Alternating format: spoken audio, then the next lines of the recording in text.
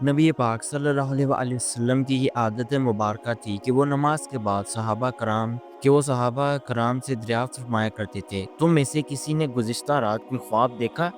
اگر دیکھا تو مجھے بتاؤ تاکہ میں اس کی تعبیر بیان کروں۔ مگر ایک دن ایک نہایت عجیب و حیران کن واقعہ پیش آیا۔ اس دن نبی پاک صلی اللہ علیہ وسلم نے صحابہ سے سوال کرنے کی بجائے خود ارشاد فرمایا، میں نے گزشتہ رات ایک انتہائی خوفناک خواب دیکھا۔ آپ صلی اللہ علیہ وسلم نے فرمایا، رات کے خواب میں دو افراد میرے پاس تھے۔ انہوں نے مجھے خواب میں ہی جگایا اور کہا، اٹھو، اٹھو، چلو۔ اس خواب میں نے 7 مختلف مناظر دیکھے، اور یہ 7 مناظر ہر مسلمان کے لیے جاننا نہایت ضروری ہے۔ وہ دو افراد کون تھے جو مجھے اپنے ساتھ لے گئے؟ یہ راز بھی اس روایت کے آخر تک آپ پر کھل جائے گا۔ آپ صلی اللہ علیہ وسلم نے فرمایا، ہم چل پڑے۔ ابھی کچھ ہی دور چلے تھے کہ ہم نے دیکھا ایک شخص زمین پر لیٹا ہوا ہے۔ اس کے سر کے بالکل اوپر ایک دوسرا شخص کھڑا تھا، جس کے ہاتھ میں ایک بہت بڑا پتھر تھا۔ اس نے وہ پتھر اٹھایا اور زمین پر لیٹے ہوئے شخص کے سر پر زور سے مارا، جس سے اس کا سر کچل گیا۔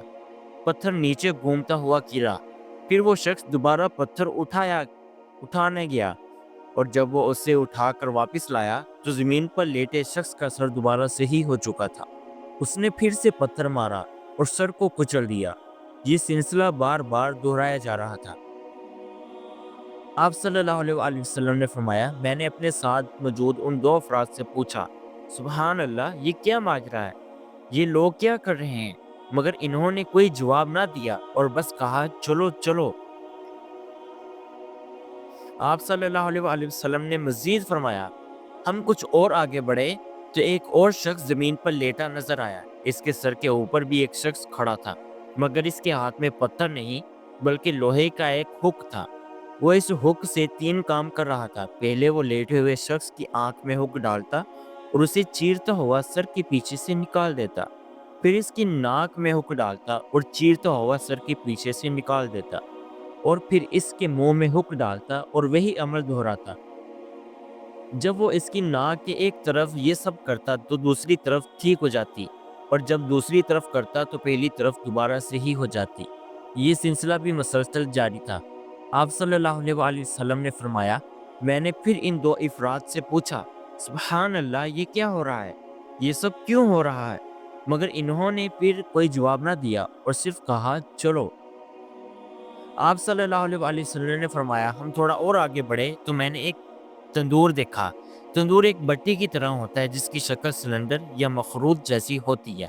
جب ہم نے اس کے اندر جھانکا تو اس میں کئی مرد اور عورتیں تھیں جن کے جسم پر کوئی لباس نہیں تھا، وہ بالکل ننگے تھے۔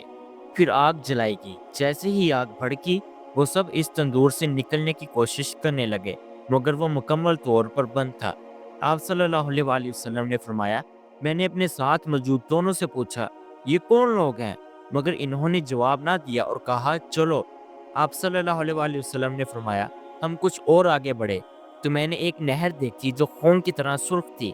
اس نہر میں ایک شخص تیرتا ہوا کنارے کی طرف جا رہا تھا۔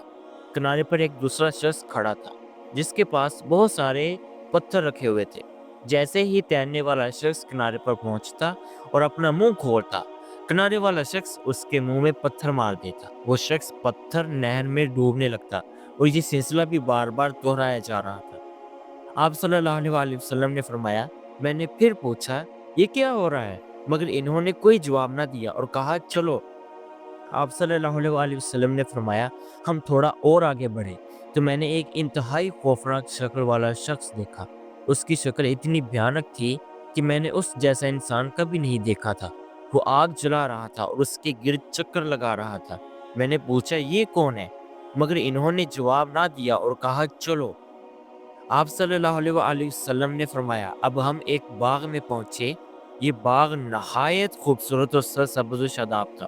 وہاں میں نے ایک بہت لمبا شخص دیکھا، اتنا لمبا کہ اس کا سر دیکھنا مشکل تھا۔ اس کے گرد بہت سارے بچے تھے، جیسے بادل ایسے گھیرے ہوئے ہوں۔ میرے ساتھ موجود دونوں نے کہا، یہ آپ کا محل ہے۔ میں نے فرمایا، بارک اللہ۔ میں نے فرمایا، آپ پر برکت نازل فرمائے اللہ۔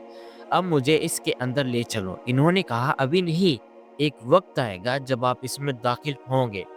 آپ صلی اللہ علیہ وآلہ وسلم نے فرمایا وہ دو افراد فرشتے تھے، انہوں نے مجھے پیچھے دیکھے تمام منازل کی تفصیل بتائی۔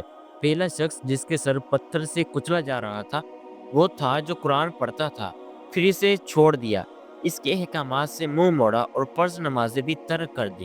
دوسرا شخص جس کی آنکھیں، ناک اور منہ حک سے چیرا جا رہا تھا وہ جھوٹا تھا جو صبح سے رات تک جھوٹ بولتا رہتا تھا۔